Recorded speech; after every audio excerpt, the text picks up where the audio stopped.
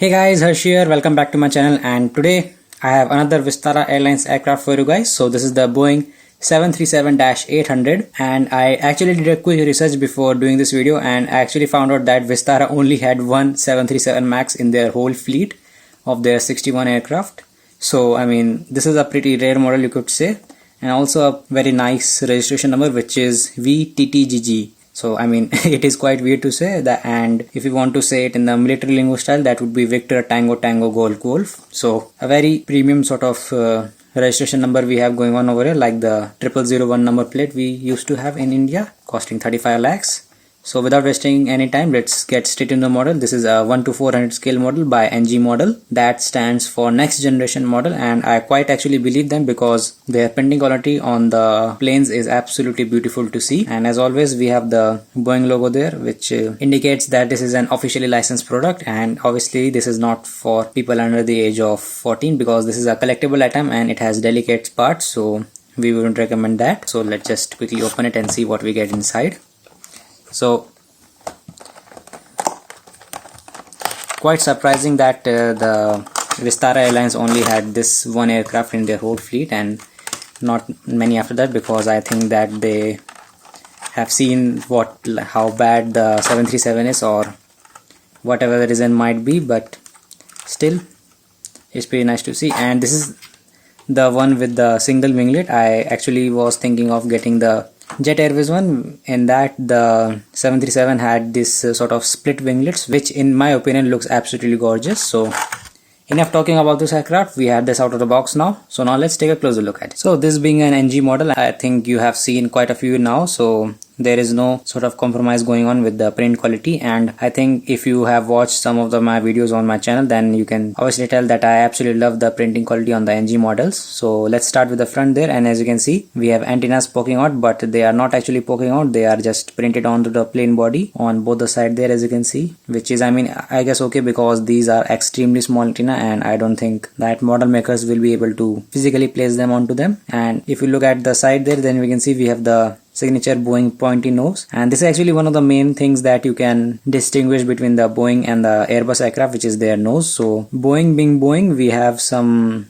pointy nose cone going on, but in the Airbus we have a more rounded shape. Then if you look at the landing gear door, it is written TGG for some reason. I guess that's the registration number. I forgot completely about it, and it is on the same side, I guess, as well. So as you can see, now the landing gear, I mean, I've complained it quite a few times on my channel. It is okay, but it could be more detailed. So as you can see, it is just a simple gray plastic cast that is sticking out, and the wheel actually do roll on this particular case, and this one also, and this one also. So yeah, it is also a free rolling chassis, so you can just play it like a toy, but I really wouldn't recommend it, using a 4,000 rupees plane as a toy. Coming to the 737 main feature that I don't quite understand is the landing gear on the back side. So the main landing gear actually goes in, and there are no sort of panels on them, which I quite find interesting, because I think this 800 model, I think, is a quite newer version, and by this time, I mean, every aircraft had a landing gear flap on them, apart from the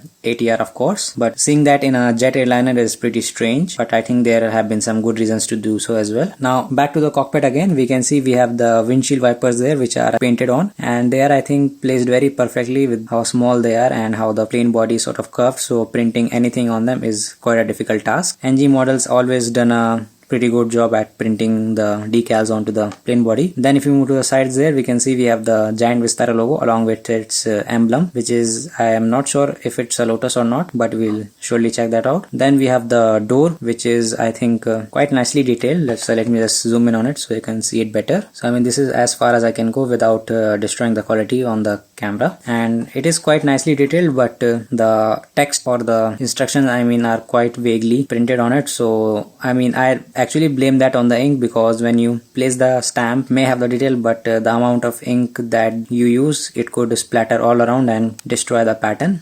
So not a huge complaint there, because I mean, that's basically how things work in this small scale, but in the near future, if they were able to add some nice details, that would have been pretty nice. Then if we move further back, we can see we have the windows with the silver outlining, which is on all the windows all the way across the plain body. As you can see, that is same on the other side as well. And on the underneath there, we can see we have the cargo bay door, one at the front and one at the back on the side there, and it is not on the other side, it is just only the one side of the aircraft. And around it we have some markings as well, so that the ground crew can actually open up the door and load the luggage onto the plane. And then we have some red lines going from the one side of the aircraft to the other, which I'm not sure what purpose they are for, but they look kind of cool and actually gives a nice look to the aircraft itself, sort of like a military look to the aircraft. But obviously this is not a military aircraft, this is a civilian aircraft. And one more thing that I have noticed is that there is no sort of like the Wi-Fi dish that is placed on top of the plane body, so that the plane in midair can have Wi-Fi and all sort of stuff like that. But in the 787 they had it, but in the 737 they don't have it, so I'm guessing no internet for anyone flying the 737. Now at the top there we can see we have quite a few markings all the way along the plane body, and I'm quite not sure what they are, but for some of you who are like deep into aviation might be knowing every single one of them. So if you do know, just leave a comment down below so that I can get some knowledge from you guys as well. And then here you can see we have the antenna, which is quite delicately placed. I think it's not placed deep enough into its hole, so I'm now guessing that this is a disaster just waiting to happen, because if you accidentally struck it and if it's not secure properly, then you can lose it forever. But the back antenna, the backmost, you can see it is placed perfectly along with the bottom antennas, as you can see. And in total we have 3 antennas under the plane body. So first one is right over here, which is placed quite nicely, and then we have 2 antennas over here with the offset one, which is not so well placed onto the antenna. So maybe just pulling it out and placing it back in with some glue would help, but I'm not risking it because it may never go back in. Now moving to the tail side, then you can see we have the Indian flag along with its registration number, and underneath that we have another cargo bay door, which I showed you guys earlier. And at the very back, with the design and all that, we have the back door, which is on the both side of the aircraft. And at the very back, obviously we have the Vistara Airlines logo covered all the way from the left side to the right side, which I think looks quite nice. It sort of resembles Air India, but in a more traditional fashion. The logo looks traditional to me for some reason. And obviously you can see the rudder has a nice slit cut out for the panel to move around. And actually I'm seeing some sort of beading issues going on over here, right at the slit where it is cut out. So you can see some yellow paint is splitting out, so I guess this is some sort of quality issue going on with the NG model. And as you can see, there is a scratch, massive scratch as well. So you can see the bare metal of the aircraft, which I'm guessing it's not good. So maybe try to protect it as much as you can, because one stroke could damage the entire aircraft, and repainting it would be such a hassle because you have to first find the right paint and then paint it all by a brush or use masking tape. Then moving on to the back elevators, we can see the front of the elevators is covered in this sort of silver finish, which I'm guessing is reinforcement so that the front doesn't get damaged that much. And obviously it is the part where the most force is exerted on the wing as well as elevator, and this is same going on for the wing as well. So there is not much detail going on over here apart from the slit cutout, which obviously adds a nice detail, but as you can see, there is nothing much to discuss about here. And if you look at the APU,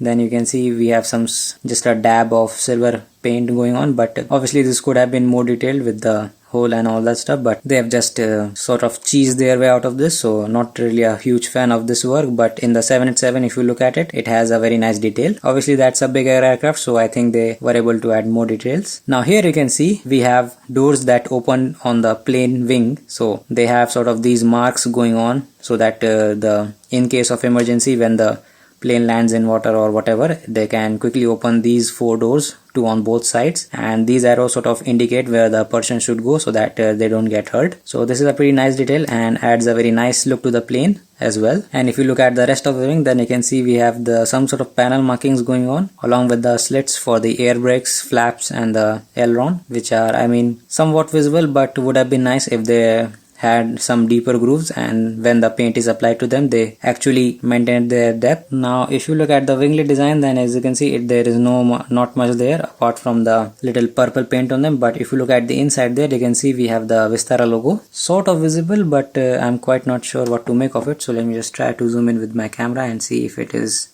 any good. So I think it is splattered somewhat, but still maintains the shape of the emblem. That's the best job that they could have done on the winglet side, but a clear visible winglet would have been pretty nice to see. And this one also has the red and the green LED or the light at the winglet tip, so that at night if aircraft is coming at you or going away from you, you can tell it just by looking at these indication lights. And also if you look at the inside of the wing, then you can see we have some sort of silver paint going on, and I'm guessing this is for the runway light, so pilots turn it on or off whenever they are landing or taking off from the runway. So this is also a nice detail that they have added there. As you can see, between the engine and the plane body itself, there is a simple dab of silver paint, and actually I think they have sort of put some dots on it to represent multiple LEDs working in parallel to emit light. So that's pretty nice as well. Now looking at the engine, then you can see it is sort of like not in the circular shape, but sort of squeezed from the bottom. So that's a pretty weird design I've seen in aircrafts, and only in the 737 I have seen that in the later version. You can see we have some blades on the inside there, and this is at max brightness, so I mean I couldn't go further than this. So as you can see, we have some blades along with the middle point there, and they don't have that squiggly line or the spiral line on them, which I'm guessing is a detail defect. This is just a simple stamp that they could have made so that it could be more detailed, but still looks pretty good though. And at the back you can see we have the exhaust system, which is silver painted quite nicely, and the engine mount here is I think fully painted as well all around. So I think it is only in the bigger aircraft that the engine mount is left as is with the bare metal finish, so that the extreme heat from the engine doesn't cause any damage to the paint itself. But in smaller aircraft like this one, I think they don't produce that much heat or thrust. And all around the engine you can see we have some buttons to open up the engine for ground crew to open it up and maintain it properly, so that's pretty nice as well. And they are also at the middle of the body as well. So that is, guys, the NG models Boeing 737-800 from Vistara Airlines, and there is only one aircraft in the entire Vistara fleet with 737 Max. So anyways, thanks for watching the video, guys. Hopefully you like it. If you have any doubts, you can comment down below. I will try to answer them as soon as possible. So until then, I will see you all in the next one.